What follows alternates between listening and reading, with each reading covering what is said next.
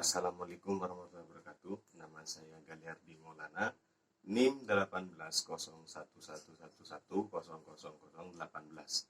Di sini saya akan mempresentasikan sejarah PMH.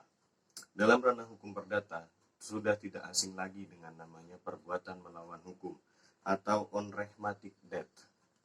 Perbuatan melawan hukum diatur dalam pasal 1365 Kitab Undang-Undang Hukum Perdata yang berbunyi, tiap perbuatan yang melanggar hukum dan membawa kerugian kepada orang lain mewajibkan orang yang menimbulkan atau melakukan perbuatan yang merugikan orang lain itu mengganti kerugian. Sejarah perbuatan melawan hukum sendiri, sejak arest kasus Lindebaum Cohen tanggal 31 Januari 1919, perkara tersebut melibatkan dua kantor percetakan yang saling bersaing, satu milik Lindebaum, dua milik Cohen. Dan akhir kasus tersebut melalui putusan Hoogeraad atau Mahkamah Agungnya Belanda tanggal 31 Januari 1919, Lindebaumlah yang dinyatakan sebagai pemenang. Hoogeraad menyatakan bahwa pengertian perbuatan melawan hukum di pasal 1401 BW termasuk pula suatu perbuatan yang melanggar hak-hak orang lain bertentangan dengan kewajiban hukum si pelaku. Arest tersebut merupakan pengertian perbuatan melawan hukum yang diatur dalam pasal 1365 KUHP Perdata atau pasal 1401 BW Belanda yang ditafsirkan secara sempit. Yang dikatakan perbuatan melawan hukum adalah perbuatan yang bertentangan dengan hak orang lain yang timbul karena undang-undang atau putusan Mahkamah Agung Belanda tahun 1919 dalam kasus arest Lindebaum Cohen yang kemudian memperluas pengertian hukum perbuatan melawan hukum.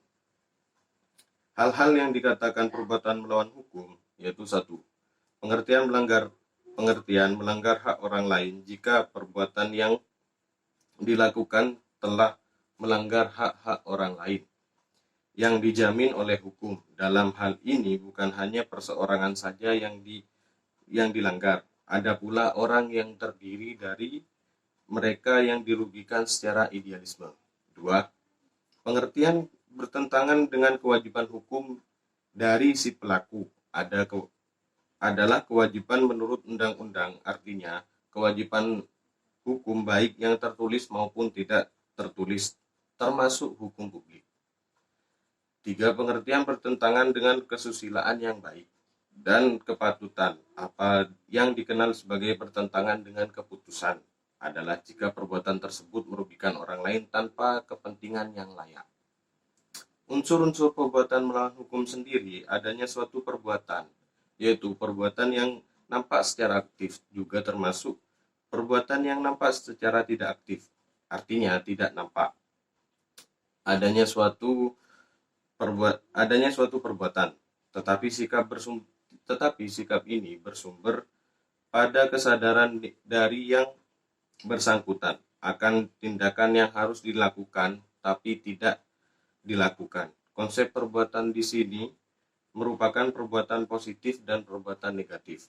Dua, perbuatan melawan hukum yaitu diartikan dalam arti seluas-luasnya, yakni meliputi hal-hal sebagai berikut: perbuatan yang melanggar undang-undang, yang melanggar hak orang lain yang dijamin oleh hukum, perbuatan yang bertentangan dengan kewajiban hukum si pelaku, perbuatan yang bertentangan dengan kesusilaan.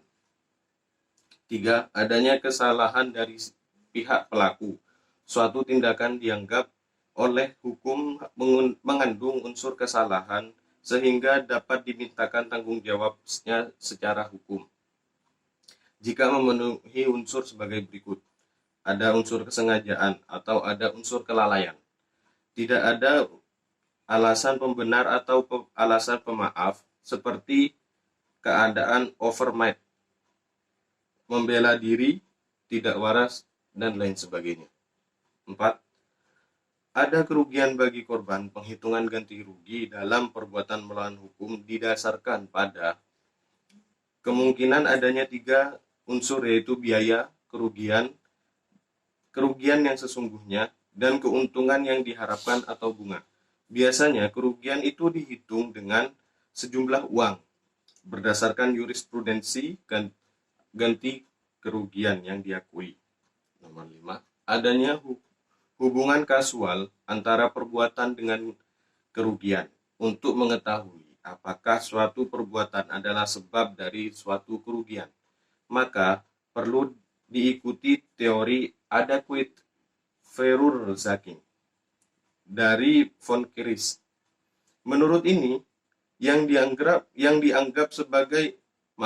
von Kris menurut ini yang dianggap sebagai sebab adalah perbuatan yang menurut pengalaman manusia normal sepatutnya dapat diharapkan menimbulkan akibat. Dalam hal ini, kerugian antara perbuatan dan kerugian yang timbul ada hubungan langsung. Pertanggungjawaban dalam perbuatan melawan hukum.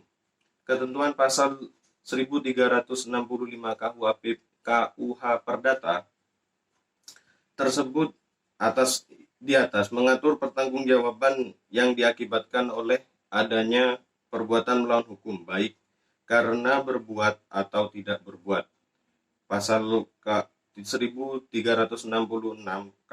KUH Perdata lebih mengarah pada tuntutan pertanggungjawaban yang diakibatkan oleh kesalahan karena kelalaian.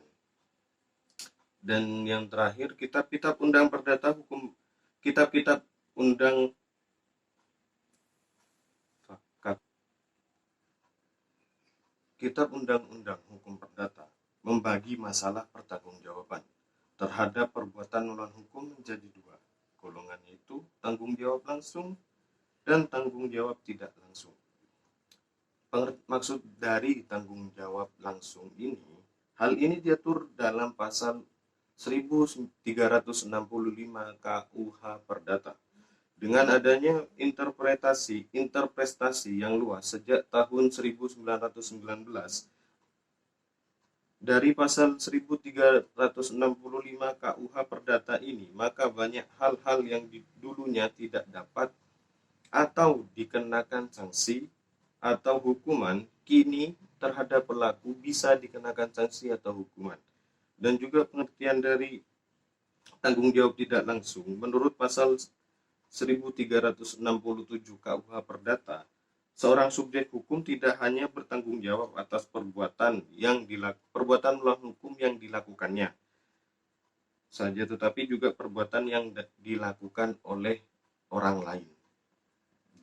Sekian, terima kasih presentasi dari saya. Wassalamualaikum warahmatullahi wabarakatuh.